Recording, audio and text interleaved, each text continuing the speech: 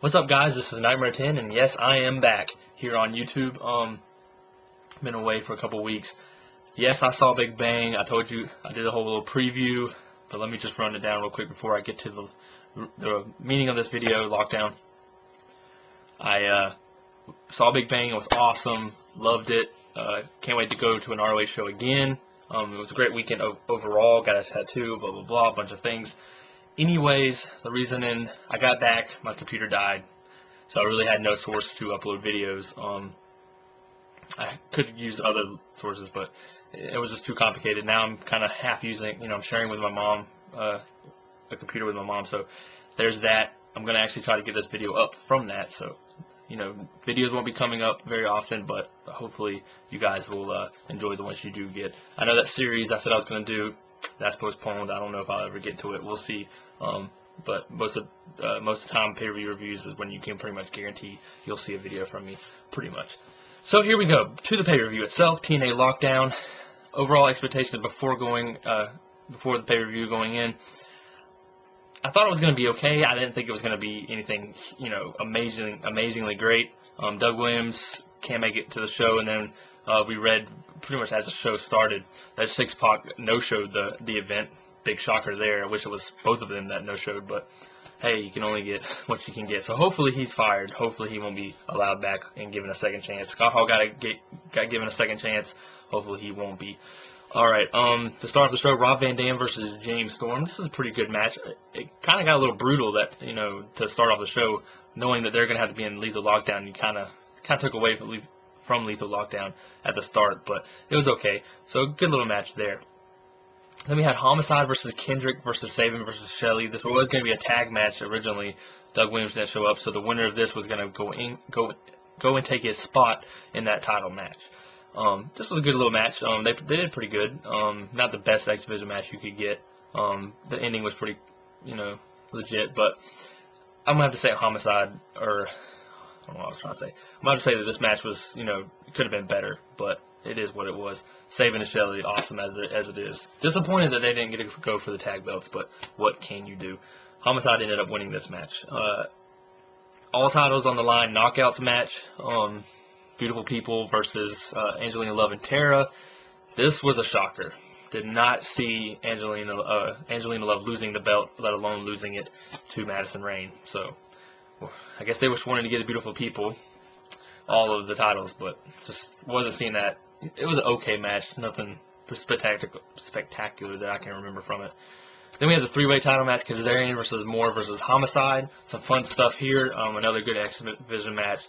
Was so happy that Kaz won.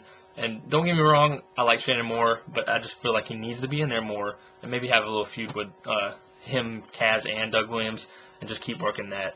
Sucks that Doug Williams had to lose the belt because he got trapped in UK, but I'm sure they'll now do a Kaz versus Doug Williams, so there you go. Or Doug Williams will claim he's still champion, something like that. Then we had Kevin Nash versus Eric Young. It was what it was. I wasn't very impressed, like I knew I wasn't going to be. This is probably my least look forward to match after I found out X-Pac wasn't going to be in other matches. But it was, like I said, it was alright. Nothing much to say about that. Team 3D versus Scott Hall and Kevin Nash. Now this match, I expected it, to be somewhat good because of what happened on Impact, and it was good for what it was worth. And Scott Hall and Kevin Nash went over, and Kevin Nash went over Eric Young, so that's something. I expected it, though. I picked both of those to win the match, so I guess I shouldn't be too disappointed since I saw it coming, but I just not happy about that at all. And then we had the match of the year. Yes, I am go ahead and saying it right now. From the matches that I have seen this year, this is the match of the year. Kurt Angle versus Mr. Anderson was amazing. Just pure great. I definitely think it was better than Taker and Shawn from WrestleMania. There's a couple other matches that might not beat. There's some good matches on Big Bang. But to compare to nothing else, this match only onto itself was amazing, and definitely is a match of the year candidate, if not match of the year. The moonsault, I thought Kurt Angle was going to die. He needs to kind of work on that if he's actually going to do it to make sure he's straight. But it was great.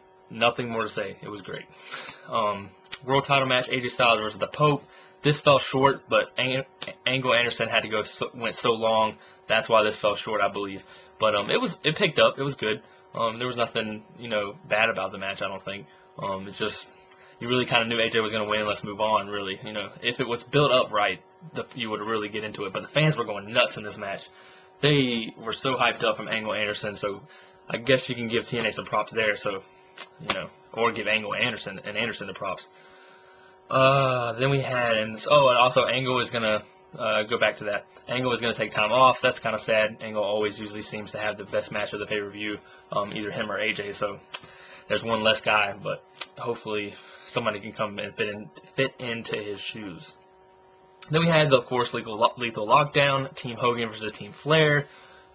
Just some tidbits. Not the best lockdown I've seen. The spot wasn't the best spot they've done. It looks like Jeff Hardy was on the ladder and he kind of like slipped when he was going to get up, so he didn't do the swanton. He may not have planned to do the swanton, but it looked like he did, and just decided to bail on it and do some splash or whatever. So that was kind of lame, but it was a good spot for what it was worth. He's pretty high up there. He didn't jump high, but it was pretty high.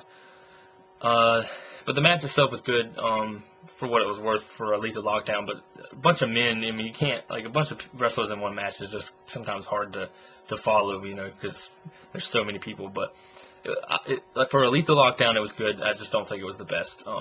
Maybe I don't even know where I would rank it, but that's for a later time, I guess. But it was good. The ending kind of went slow. They were teasing Bischoff turning. Hopefully they don't eventually have Bischoff turn, but I'm sure with TNA they will. So it was alright. It was alright. Hogan Flair. Flair's a freaking idiot.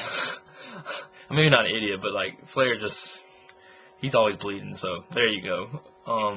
Overall, the show is definitely TNA's best pay-per-view of the year, behind Against All Odds, or not behind Against All Odds, but like other than Against All Odds. So I would definitely say Lockdown is number 1 right now for TNA, and number 2 would obviously be Against All Odds. But like I said, enjoyed the show. Looking forward to it. Hopefully, those that were about on their last limb with TNA saw Lockdown is going to give them another chance. That's all I can hope for TNA's sake. But like I said, Lockdown was good, and hope you guys liked it too. Peace.